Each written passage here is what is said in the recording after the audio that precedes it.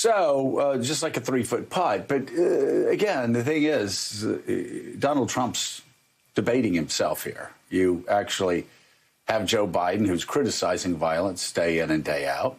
But no mention of Jacob Blake? Yeah, but Joe Biden is able to do two things at once. He's able to do two things at once. He's able to condemn the violence and also talk about the need for reform.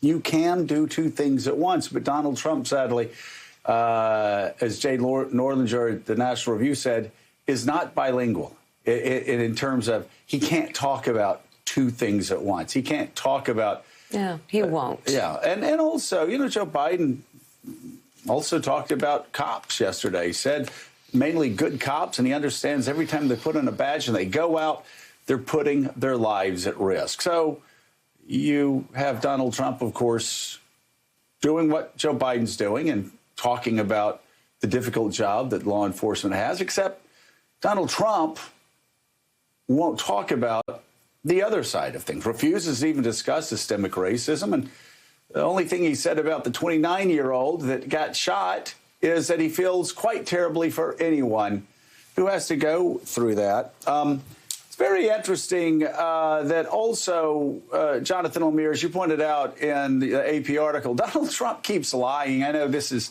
not a shock. But what's a shock is that some people are still stupid enough to believe him. But he keeps lying about the National Guard. Talks about, well, when I called out the National Guard to Wisconsin, it's not how it works. Donald Trump didn't call out the National Guard. He and his supporters, including former governors in that state, can lie all they want. But it doesn't change the fact that the current Democratic governor of Wisconsin is the one who called out the National Guard, something that the Democratic governor of Oregon should have done a very long time ago. But let's just talk about that part of the lie, that part of Donald Trump's misinformation campaign about the fact that he's the one who called out the National Guard and things immediately calmed down. Well, Joe, first of all, as best we can tell in the few hours the president spent on the ground yesterday, he did not face anyone armed with a can of French onion or minestrone. So that is a positive takeaway from yesterday's event.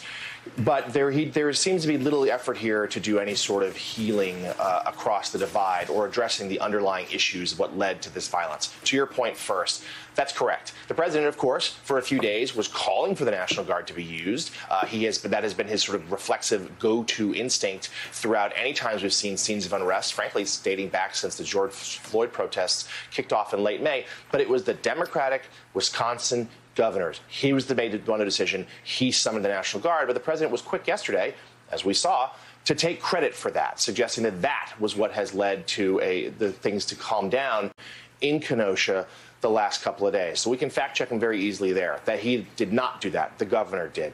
But this is another moment. We've always seen this president have real trouble trying to reach across any sort of chasm here to the other side. He offered very little understanding, frankly, all summer long about the idea of racial injustice, what fueled all of these protests. He mentioned, as we said, Jacob Blake's name not once.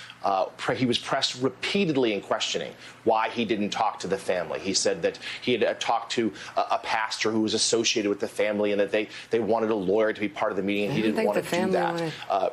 Yesterday, he suggested that the mother, was a very nice woman by all accounts, but did not pick up the phone to speak to her. And he also gave no credence at all to the underlying issues. He addressed the idea of police violence on black men not once. He sided solely with law enforcement, playing into what, of course, was, at its start, a political visit. This is the argument he has been making. Yeah. This is the argument they want to make, that Joe Biden is under the control of the radical left. It's those forces that are tearing American cities apart, and President Trump, strong with law and order, is keeping things safe. That was at the heart of yesterday's visit, Joe.